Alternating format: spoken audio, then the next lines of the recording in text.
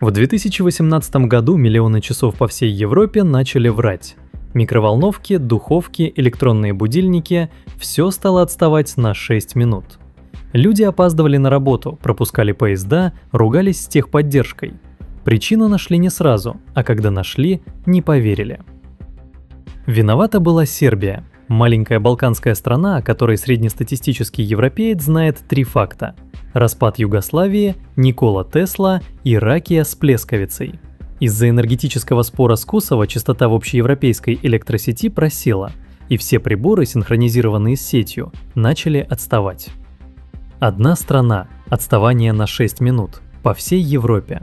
Интересно здесь то, что для Сербии это абсолютно нормально. Эта страна влияет на мировую историю так, как не положено влиять стране с населением меньше 7 миллионов человек. И сегодня мы разберем почему. 28 июня 1914 года. Город Сараево. 19-летний боснийский серб Гаврила Принцип стоит на углу улицы. У него в кармане пистолет, в голове идея, а в желудке, скорее всего, пусто, потому что он туберкулезник с хроническим недоеданием. Мимо проезжает открытый автомобиль с наследником Австро-Венгерской империи, эрцгерцогом Францем Фердинандом. Принцип делает 2 выстрела. Первая пуля попадает в эрцгерцога, вторая в его жену Софию. Оба умирают в течение часа. Через месяц Австро-Венгрия объявляет войну Сербии. Через неделю в конфликт втянуты Россия, Германия, Франция и Великобритания. Еще через пару месяцев – полмира. Итого 4 года мясорубки, 20 миллионов погибших, рухнувшие империи и перекроенная карта Европы. И все началось с 2 выстрелов сербского подростка на углу Балканской улицы.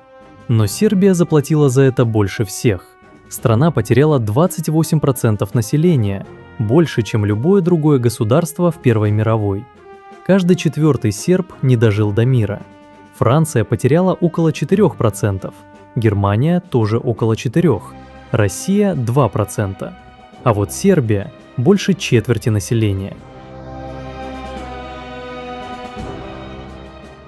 Но давайте отмотаем на пару тысяч лет назад, потому что история Сербии – это не история маленькой балканской страны, как могло бы показаться на первый взгляд. Это история территории, на которой рождались цивилизации. Начнем с Винчи, но не с той, откуда Леонардо, а с другой. Винча – это археологический памятник на берегу Дуная в 20 километрах от Белграда. Здесь в начале 20 века раскопали поселение, которому от 6 до 8 тысяч лет. И что удивительно, нашли символы, причем много символов. Так называемые символы Винчи, знаки, нанесенные на керамику, фигурки и таблички. 6-5 тысячелетие до нашей эры. Часть ученых считает их одной из первых систем протописьменности в Европе, даже древнее шумерской клинописи.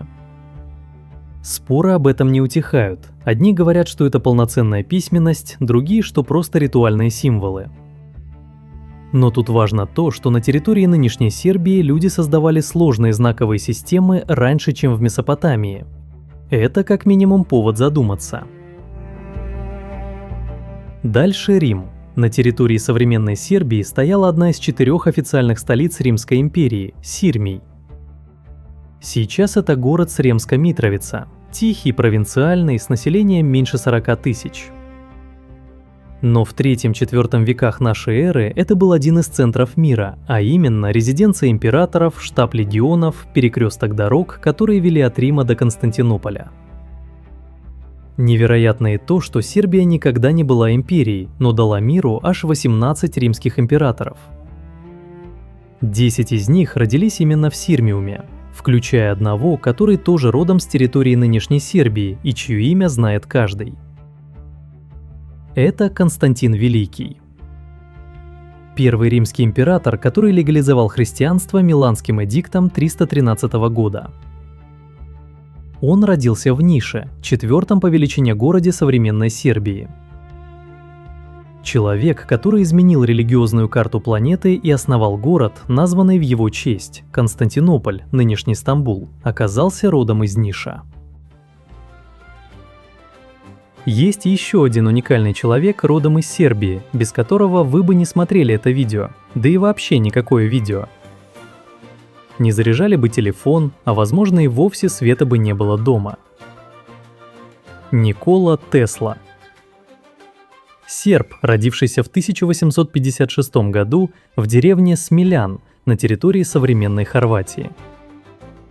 Хорваты считают Теслу своим, потому что он родился на их земле. Сербы считают его своим, потому что он серб по национальности, из семьи сербского православного священника. Тесла, впрочем, называл себя сербом и при этом любил Хорватию. За свою жизнь Тесла получил больше 270 патентов. Он создал систему переменного тока, на которой работает вся современная электроэнергетика. Изобрел одноименную катушку, которая до сих пор используется в радиотехнике. Работал над беспроводной передачей энергии, то, что весь мир начинает осваивать только сейчас, спустя 130 лет. Даже единица измерения магнитной индукции названа Тесла в его честь. Илон Маск назвал его именем свою компанию. А прах Теслы хранится не в урне и не в гробу, а в золотой сфере в музее Теслы в Белграде. Можете прийти и посмотреть. Белград, кстати, стал первым городом на Балканах, в котором зажглось электрическое уличное освещение. Это был 1893 год. Раньше Афин, Бухареста и Софии. Но Тесла далеко не единственный серб, изменивший мир технологий. Михайло Пупин – человек, который сделал возможными междугородние телефонные звонки. Его изобретение, катушки Пупина, позволило передавать голосовой сигнал на тысячи километров. До него телефон был городской игрушкой. Позвонить можно было только соседу, в лучшем случае в другой район. Пупин превратил телефон в инструмент, связавший весь мир. Кроме того, Пупин был одним из основателей НАКА, организации, которая потом стала НАСА. И, кстати, о НАСА. 13 сербов работали над проектом «Аполлон», благодаря которому человек впервые ступил на Луну. А другого серба, Милутина Миланковича, НАСА включила в список 15 величайших умов всех времен. Миланкович был астрофизиком и математиком, который разработал теорию климатических циклов Земли. Так называемые циклы Миланковича объясняют, почему на Земле наступают и отступают ледниковые периоды. Каждый климатолог в мире знает это имя. Есть еще несколько интересных изобретений.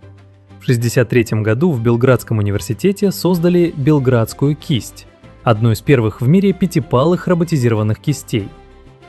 Для кисти была доступна технология захвата, сравнимая с современной, и ее разработка легла в основу современных протезов. В 1983 году журналистом и изобретателем Воей Антоничем был опубликован домашний компьютер «Галаксия», один из первых в мире, который люди собирали дома по инструкциям из журнала. Паяльник, детали по списку, парочка вечеров, и у тебя свой персональный компьютер. 27 марта 1999 года. Идет натовская бомбардировка Югославии. Над Сербией летит американский стелс-истребитель F-117 Nighthawk. Самолет, который невозможно засечь радарами. Технология стоимостью в сотни миллионов долларов.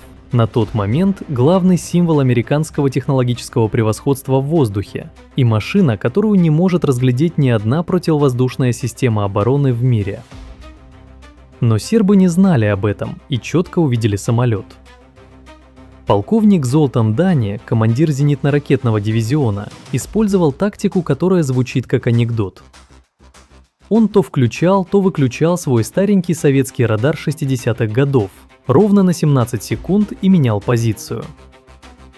Так американцы не успевали его засечь, зато он успел засечь их невидимку. Советская ракета, разработанная больше 30 лет назад, попала в самолет, построенный по технологиям будущего. F-117 рухнул в сербское поле. Это был первый и единственный в истории случай уничтожения стелс-самолета. Обломки сегодня стоят в Музее авиации в Белграде, одна из самых популярных экспозиций, кстати. А рядом ироничная табличка: «Извините, мы не знали, что он невидимый». Фраза стала национальным мемом, но история на этом не заканчивается. Ходят упорные слухи, что часть обломков выкупили Россия и Китай и использовали технологии покрытия при разработке своих истребителей пятого поколения Су-57 и Джей-20. Вот и получилось, что один сбитый самолет над Сербией потенциально изменил баланс мировой военной авиации. Интересные особенности сербского языка. В 1818 году Вук Караджич провел реформу сербского алфавита по принципу, который лингвисты всего мира называют идеальным. Пиши, как говоришь, читай, как написано. Одна буква, один звук. Никаких исключений, никаких пишется Манчестер, читается Ливерпуль, как шутят про английский. Каждое слово звучит ровно так, как пишется. 30 букв, 30 звуков, все просто и понятно. Мало того, сербский — единственный европейский язык, который официально использует два алфавита – кириллицу и латиницу. Оба полноправные и государственные. Серб может написать одно и то же слово двумя способами, и ни один из них не будет неправильным. Табличка на вокзале на кириллице, меню в ресторане на латинице, а газета вообще вперемешку. И вот еще деталь, которая мало кому известна. Сербский язык использовался как официальный в Османской империи, наряду с турецким. Империя завоевала Сербию, но сербский язык оказался настолько укоренен в делопроизводстве балканских провинций, что его пришлось оставить. А теперь стоп. Мы тут обсуждаем императоров, ученых и войны, а ведь Сербия подарила миру кое-что еще. Вы точно знаете это слово. Вампир. Это единственное сербское слово, которое буквально вошло во все языки мира. Однако у этого есть мрачная историческая подоплека. Первый задокументированный случай вампиризма в европейской истории случился именно в Сербии. 1725 год, село Киселево. Крестьянин по имени Петр Благоевич умирает. И, казалось бы, в этом нет ничего необычного. Но через 2 месяца в деревне один за другим начинают болеть и умирать соседи. Перед смертью каждый из них говорит одно и то же. Ночью к ним приходил Петр. Местные принимают решение вскрыть могилу и видят, что тело целехонькое, ногти и волосы отросли, а на губах свежая кровь. Долго не думая, ему вбивают в сердце кол и сжигают для надежности. Об этом вопиющем событии пишет вся австрийская пресса, даже протоколы расследования сохранились. Именно эта история дала Европе само понятие вампира, задолго до Брэма Стокера и его романа ужасов «Дракула». Но на этом все не закончилось. Судя по всему, вампиры из Сербии никуда не уходили. В селе Зарожье местные жители до сих пор верят, что реальный вампир по имени Сава Саванович обитал в старой мельнице у реки. И до сих пор верят, ведь в 2012 году мельница обрушилась, и муниципалитет выпустил официальное предупреждение для населения. Дорогие граждане, вампир на свободе, будьте осторожны. Это настоящий официальный документ, и здесь это абсолютно нормально. Есть у сербов и свой первый европейский хоррор-фильм про вампиров «Лептирица». Основан на реальных сербских легендах. Никакого голливудского лоска, а лишь чистый, необработанный балканский ужас. Поглядите его, и спать потом не захочется. Но если история с вампирами – это леденящий кровь ужас, то история с сербской экономикой 90-х – это уже ужас экзистенциальный. В январе 1994 года инфляция в Сербии достигла 313 миллионов процентов в месяц. Это третья по масштабу гиперинфляция в истории человечества, где цены менялись по несколько раз в день. Утром буханка хлеба стоит одну сумму, к обеду вдвое дороже, а к вечеру уже и бессмысленно считать. Была напечатана купюра номиналом 500 миллиардов динаров, и каждый серб формально стал миллиардером. Однако всего через 2 недели после выпуска она превратилась в бесполезную бумажку. Если удавалось потратить ее мгновенно, то хватало ровно на 3 литра молока. И то при условии, если магазин под боком. Магазины-то, кстати, вообще перестали писать цены в динарах. Продуктам назначались пункты, привязанные к немецкой марке. А еще кончались великие люди, которых можно было бы печатать на купюрах. Поэтому на банкноту в 50 миллионов динаров напечатали портрет неизвестной девушки. По слухам, в Центральном банке решили, что все равно никто не заметит, ведь при такой инфляции купюра не проживет и дня. Давайте теперь поглядим на что-то необычное. На Дунае, на границе Сербии и Румынии, в скале высечен 40-метровый портрет.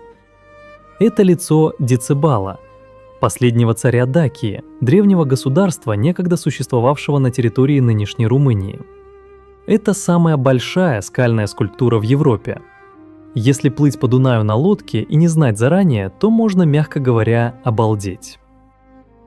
Еще в Сербии есть вещи, которые ученые пока не объяснили, или все-таки объяснили, но им никто не верит. Гора Ртань, ей около 500 тысяч лет. С некоторых ракурсов она очень похожа на пирамиду, будто что-то рукотворное. Хотя геологи настаивают, что это естественное образование. Вокруг Ртани образовался целый культ. Из популярных версий того, что это на самом деле, замаскированный корабль пришельцев, древняя пирамида, построенная неизвестной цивилизацией, энергетический портал. Туристы реально утверждают, что чувствуют вибрации и энергетические потоки вблизи горы. На другой горе, Павлен, разбросаны огромные и загадочные каменные шары. Геологи говорят, что это вулканическая активность, естественный процесс формирования конкреций. А местные жители говорят, что это инопланетяне. Только не совсем понятно, зачем инопланетянам сдались эти каменные шары. Они сидят там в этих шарах, что ли? А река Увац – одна из самых фотогеничных рек мира. Ее меандры, петли, которые река описывает среди гор, особенно красивы. Место, которое пока не затоптано массовым туризмом. Сербы умеют поражать своими рекордами. Славиша Пайкич по прозвищу Биба Струя, знаменитый человек-батарейка, умудрялся пропускать через себя 20 тысяч вольт. Так, к слову, электрический стул работает всего на 2000. Он жарил сосиски, пропуская через себя электричество, зажав вилки голыми руками. Зажигал лампочки, взяв их в рот. Поджигал ткань прикосновением тела. 2 рекорда Гиннесса получил. Когда ученые наконец обследовали его, то выяснилось, что у него генетический дефект. У него отсутствовали потовые и слюнные железы, а кожа имела на 2 слоя меньше, чем у обычного человека. Эти особенности позволяли ему проводить электричество, не создавая сопротивления. Уникальная мутация. Милутин Велькович в 1969 году спустился в пещеру Самар и провел там 464 дня подряд. Это больше года под землей, без солнечного света. С ним были радио, консервы и газовая плита. Когда вышел, то установил рекорд Гиннесса и написал книгу «Под каменным небом». Зачем он это сделал, трудно сказать, но рекорд стоял десятилетиями. Еще здесь была сыграна самая длинная шахматная партия в истории в Белграде в 1989 году. Иван Николич и Горан Арсович. Партия длилась 20 часов и 15 минут, где игроки совершили 269 ходов. Смешно и то, что партия закончилась ничьей. По современным правилам этот рекорд уже невозможно побить, так как дается всего 50 ходов. Есть и абсолютно бессмысленные, но впечатляющие рекорды. Далибор Ябланович побил 24 рекорда Гиннесса за 1 год в 9 категориях. Самые выдающиеся – 31 ложка на лице одновременно. И самое быстрое разматывание рулона туалетной бумаги одной рукой за 9,8 секунды. Эрвин Катона – один из сильнейших людей планеты. 3 рекорда Гиннесса. Удерживал автомобиль весом почти в тонну голыми руками, нес 300-килограммовую штангу 20 метров за 8 секунд и перевернул огромную шину на 20 метров за 41 секунду. Сербский парикмахер Никола Кулезич создал самые длинные нарощенные волосы в мире – 820 метров. Не сантиметров, а метров, если вы вдруг не расслышали. 820 метров искусственных волос, нарощенных на одну голову. Зачем? Вопрос, на который, видимо, никто не знает ответа.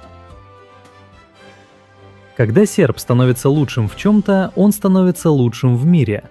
Например, как Новак Джокович. У него 24 титула большого шлема, а это больше, чем у любого другого мужчины в истории тенниса. Для сербов он настоящий национальный герой уровня Теслы. Человек из Белграда, который тренировался в пустом бассейне во время натовских бомбардировок, а потом стал величайшим теннисистом всех времен. 3 серба получили Пулитцеровскую премию – Уолтер Богданич, Чарльз Симич и Михайло Пупин. Иво Андрич стал единственным сербским нобелевским лауреатом по литературе. А сербка Милева Марич, первая жена Альберта Эйнштейна, внесла весомый вклад в его ранние работы, включая теорию относительности. Спор об этом не утихает до сих пор, но переписка Эйнштейна и Марич, где он пишет «наша теория» и «наша работа» – документ, который трудно игнорировать. А теперь сыр. Не знал, куда его разместить, поэтому пусть будет здесь. Сыр Пуля стоит до 1000 евро за килограмм. Делается из смеси ослиного и козьего молока. Ослица дает около 2 килограммов молока в день. Чтобы сделать 1 килограмм сыра, нужно 25 килограммов этого молока. Это очень долго, оттого и высокая цена. Говорят, что вкусно, кто пробовал, пишите в комментариях. Туристы, приезжающие в Сербию, задают один и тот же вопрос. Эти люди вообще работают? Кафе, рестораны и бары забиты в любое время суток. Сербы сидят, пьют кофе и что-то обсуждают. Создается впечатление вечного праздника. На самом деле сербы просто умеют жить не торопясь. Есть даже специальное для этого слово – «палако». А в деревнях отдельная история. Соседские отношения настолько плотные, что сосед может прийти к тебе домой, открыть холодильник, достать что хочет и поесть. И это считается нормой и проявлением близости. Двери не запирают, еду делят, дети бегают из дома в дом. Это реальность, которая до сих пор существует в сербских селах. Сербки, кстати, считаются одними из самых красивых женщин в мире. Комбинация славянских и средиземноморских генов. Иностранцы шутят, что прогулка по Белграду как модный показ. Но это уже, конечно, все субъективно. Вот такая она, Сербия. Если понравилось видео, то ставьте лайк. Если еще не подписаны, подписывайтесь. Всего наилучшего и увидимся в новом выпуске.